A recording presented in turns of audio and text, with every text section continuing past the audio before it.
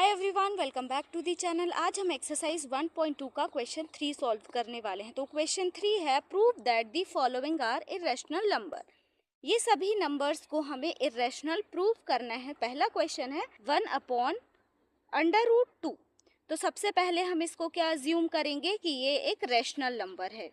Solution, let's assume that 1/√2 is a rational number.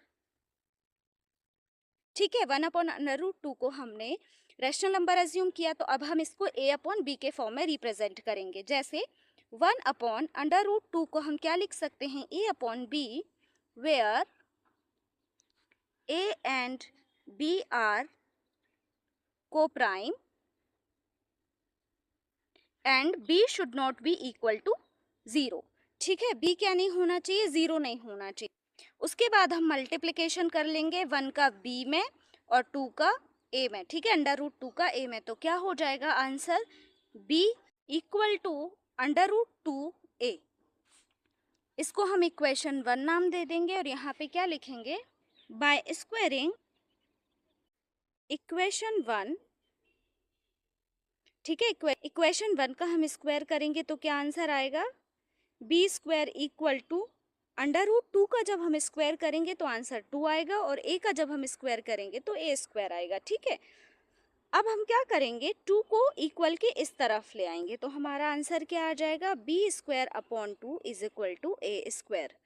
यहाँ पे देखो b² किससे डिविजिबल है, 2 से डिविजिबल है। ठीक है, तो इसी को हम स्टेटमेंट के फॉर्म में क्या लिखेंगे, b² is divisible by 2, hence b is also divisible by 2। अब अगर b² 2 से डिविजिबल है, b² 2 से डिविजिबल है, तो b भी किससे डिविजिबल होगा, 2 से डिविजिबल होगा। ठीक है, तो इसको हम क्या लिख सकते हैं, b/2 इक्वल टू c। यहाँ पे क्या लिखा है, b 2 से डिविजिबल है, तो वही हमने यहाँ पे लिख दिया। ठीक है, यहाँ पे c क्या है, where c is a constant.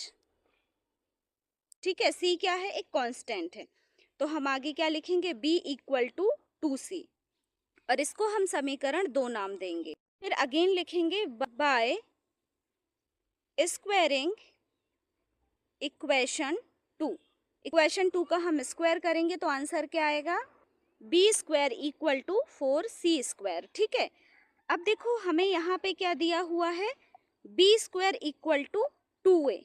क्या है ये, b² इक्वल टू 2a और यहाँ पे क्या है, b² इक्वल टू 4c, मतलब b² इक्वल टू 2a है और यहाँ पे b² इक्वल टू 4c² है। तो हम यहाँ पे क्या लिख सकते हैं, 2a² बराबर 4c² लिख सकते हैं, क्योंकि जब x बराबर y है और x बराबर a है, ठीक है, तो हम y बराबर a लिख सकते हैं, बिल्कुल लिख सकते हैं। जब x बराबर y है, x बराबर a है, मतलब y भी a के इक्वल है। वैसे ही b² इक्वल टू 2a² है और यहाँ b² इक्वल टू 4c² है, तो 2a² और 4c² एक दूसरे के इक्वल होंगे। ठीक है, उसके बाद हम क्या करेंगे, 4 को इक्वल के इस तरफ ले आएंगे तो हमारा आंसर क्या हो जाएगा, 2a² 4 इक्वल टू c²। ठीक है, 2 1 जा 2, 2 2 जा 4, आंसर क्या आ जाएगा, a² is equal to c²। ठीक है, यहाँ पे b² डिविजिबल था 2 से, यहाँ पे a² डिविजिबल है 2 से, तो आगे हम स्टेटमेंट क्या लिखेंगे, a² is divisible by 2, hence a also will be divisible by 2। ठीक है, अगर a² 2 से डिविजिबल है तो a भी किससे डिविजिबल होगा, 2 से डिविजिबल होगा। जैसे हमने b² के केस में स्टेटमेंट लिखा था, बिल्कुल एज इट इज हमें लिखना है, बस b की प्लेस में क्या हो गया, यहाँ पे a हो गया। ठीक है, बट देखो a और b दोनों ही 2 से डिविजिबल हैं और जब हमने सबसे पहले क्वेश्चन की स्टार्टिंग की थी, वहाँ हमने क्या लिखा था कि a और b क्या है, को प्राइम है। a और b को प्राइम है, को प्राइम का मतलब a और b ऐसे नंबर हैं जो एक ही नंबर से डिविजिबल नहीं है। जैसे कि यहाँ पे a और b 2 से डिविजिबल हो रहे हैं, तो यहाँ पे क्या हो रहा है, इस फैक्ट का कॉन्ट्रडिक्शन हो रहा है, क्योंकि a और b दोनों 2 से डिविजिबल हैं। तो हम आगे क्या लिखेंगे, a and b must have 2 as a one common factor। ए और बी का एक कॉमन फैक्टर तो है ही। ए और बी के बहुत सारे कॉमन फैक्टर हो सकते हैं, उनमें से दो एक कॉमन फैक्टर है, ठीक है। इसके आगे लिखेंगे but this is a contradiction of fact that A and B are coprime. ठीक है, इस फैक्ट के क्या है, ये वाला जो फैक्ट है ए और बी दोनों डिविजिबल हैं 2 से, ये वाले जो दो फैक्ट हैं ये इस फैक्ट के क्या हैं, कॉन्ट्रडिक्शन है, ठीक है। फिर हम आगे क्या लिखेंगे, this contradiction has arisen because of a incorrect assumption। हमने ए और बी को जो रैशनल नंबर माना है वो क्या है, हमारा इनकरेक्ट assumption है, इसीलिए आगे लिखेंगे hence 1/√2 is a irrational number. ठीक है, तो ये हो गया हमारा फाइनल आंसर। ठीक है, आपको यहीं तक ही स्टेटमेंट लिखना है। हमने प्रूफ कर दिया कि 1/√2 क्या है, इरेशनल नंबर है। उसके बाद हम नेक्स्ट क्वेश्चन करते हैं 7/5। ठीक है, इसको सॉल्व करते हैं। सॉल्यूशन, इसको भी हम पहले क्या रैशनल नंबर एज्यूम करेंगे। Let's assume that 7/5 is a rational number। 7/5 को हमने रैशनल नंबर एज्यूम कर लिया, तो इसको हम क्या लिख सकते हैं, 7/5 equal to a/b, where a and b are integer. ठीक है, अब हम यहाँ पे a और b को क्या अज्यूम करेंगे कि ये इंटीजर हैं। उसके बाद हम क्या लिखेंगे, b should not be equal to 0। ठीक है, अब हमने यहाँ पे a और b को इंटीजर इसलिए लिया है क्योंकि यहाँ पे देखो इंडिपेंडेंट अंडर रूट नंबर नहीं है। जैसे कि अंडर रूट क्या था, 1/√2 था। ठीक है, जब भी आपको अंडर रूट के साथ कोई नंबर मिलता है, जैसे कि 6 + √3 या फिर 7/5, जैसे कि ये क्वेश्चन है, तो यहाँ सब जगह हमें ए और बी को इंटीजर लेना है। और जहाँ पे सिंपल अंडर रूट वाला नंबर हो, जैसे कि √5, √3, √2, अगर बोले इनको इरेशनल नंबर प्रूफ करना है, तो यहाँ पे ए और बी को हम क्या लेंगे, को प्राइम लेंगे। ठीक है, उसके बाद यहाँ देखो √5 क्या है, एक इरेशनल नंबर है, तो हम क्या करेंगे, 7 को हम इक्वल किस तरफ ले आएंगे, तो आंसर क्या हो जाएगा, √5 इक्वल टू a/7b। अब देखो ये वाली जो कंडीशन हमने लिखी है यहाँ पे, where a and b are integer and b should not be equal to 0, ये किसकी कंडीशन है, एक रैशनल नंबर की कंडीशन है। किसकी कंडीशन है, रैशनल नंबर की। मतलब a और b क्या है, एक रैशनल नंबर है, तो a/7b भी क्या हो जाएगा, एक रैशनल नंबर हो जाएगा। तो आगे हम क्या लिखेंगे, since a/7b is a rational number, so √5 also will be rational number. ठीक है, अगर a/7b रैशनल नंबर है तो इसके इक्वल में क्या लिखा है, √5 लिखा है, तो √5 भी क्या हो जाएगा, रैशनल नंबर हो जाएगा। ठीक है, जैसे कि अगर मैंने लिख दिया x = 5, मतलब x का मान है 5, वैसे ही अगर मैंने √5 बराबर a/7b लिखा, तो a/7b का ही मान है √5, मतलब दोनों क्या होंगे, रैशनल नंबर होंगे। बट हमें पता है √5 क्या है, एक इरेशनल नंबर है। तो ये वाला जो फैक्ट है, इस फैक्ट का कॉन्ट्रडिक्शन है कि √5 एक इरेशनल नंबर है।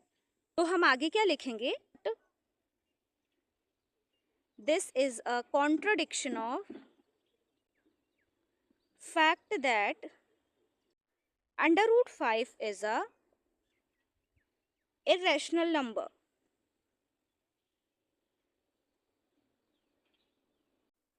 उसके बाद क्या लिखेंगे, this contradiction has arisen because of our incorrect assumption.